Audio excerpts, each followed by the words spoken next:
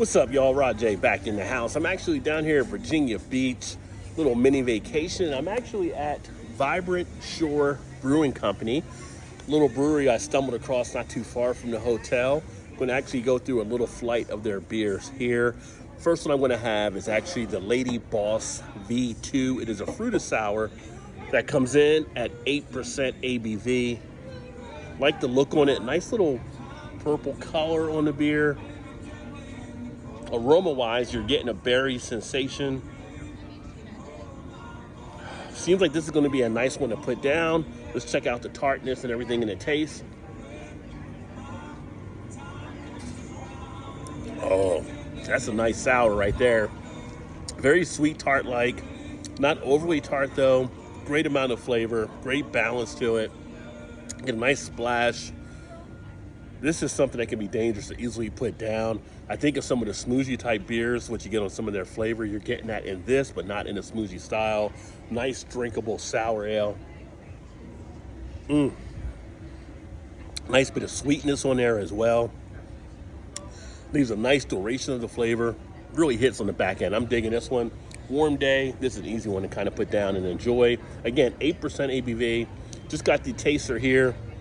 So make sure if you're having something like this with pints, they'll definitely probably catch up with you. But overall, definitely give this one a nice one to give a try to. As far as the beer itself, I really like this one. I really dig this one. This is a 4.25 out of 5 for me. Very enjoyable. Again, 8% ABV, but very light, very nice body to it, not thin or anything along those lines, and not overly tart, which is one of the crazy things you always have to watch out for when you're dealing with sours. So a very nice one here to check out and enjoy. Again, the Boss Lady V2. On to the next beer. We're going to take a look at the second one on the flight. This is going to be a look at the Scarlet Future. It is a juicy IPA with blood orange. Comes in at 6.8% ABV. Again, a little bit of an aroma in there. Has to dig for a little bit, but you do get that orange feel. Kind of an orange peel sensation.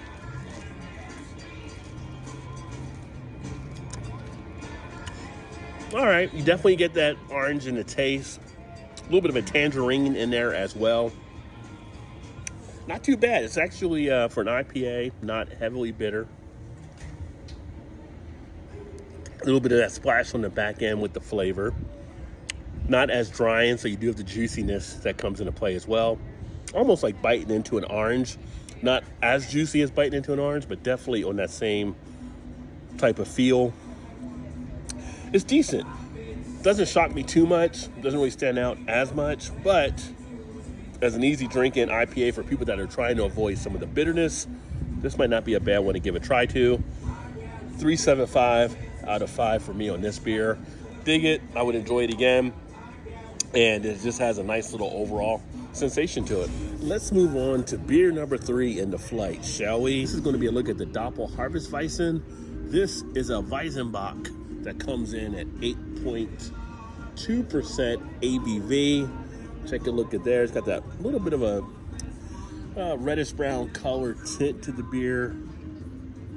Ooh, nice aroma coming off. Almost has a little bit of a gingerbread type sensation on the nose. Yeah, that smells really good. Nice maltiness coming through. Almost a little bit of a rye-like kick in the background. Very aromatic. Comes out of glass rather easily, taste-wise.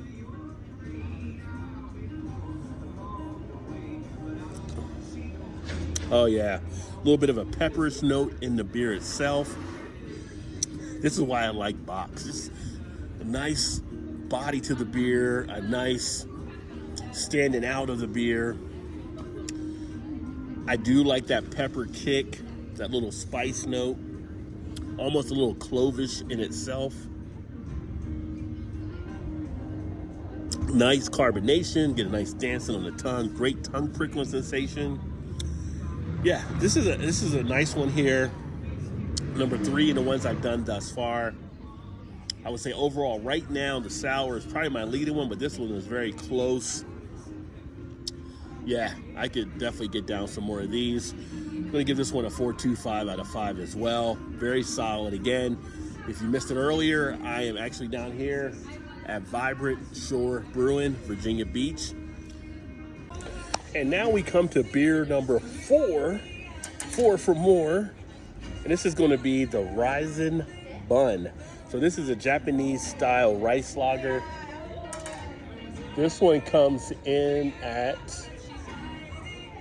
5.3% ABV.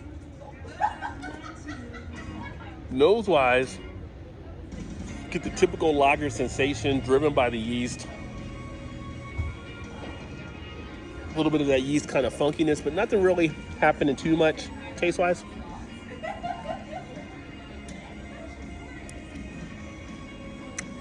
Nice and clean, crisp, floral, earthy, very light in the body. Gives you a little bit of that feeling in the back of the throat area. You get hit with that sensation of the flavor. Good carbonation, nice tongue prickling sensation. Slight little bit of sweetness there. You still get that malty adjunct feel coming through, but this one is actually based off the rice. It overall has a nice little presence to it. On a hot day, this type of beer can be a good one to have, so you're not getting hammered too much from the alcohol, and it has that nice feel to it. Yeah, I dig this one. This is a nice little light sensation. So for those of you that like a light type beer, something like a rice style lager is something that's becoming more popular that we're seeing in the industry, and definitely say one to check out if you're looking for a little bit of an alternative. 3.5 out of 5 for me on this one. Dig it enough that I would sit back and enjoy it again. I would appreciate it more probably on a hotter type day, especially when I didn't want to get hammered and have too much of some of the bigger beers. But overall, crisp, clean, floral, refreshing, everything you would kind of want to have in a lager.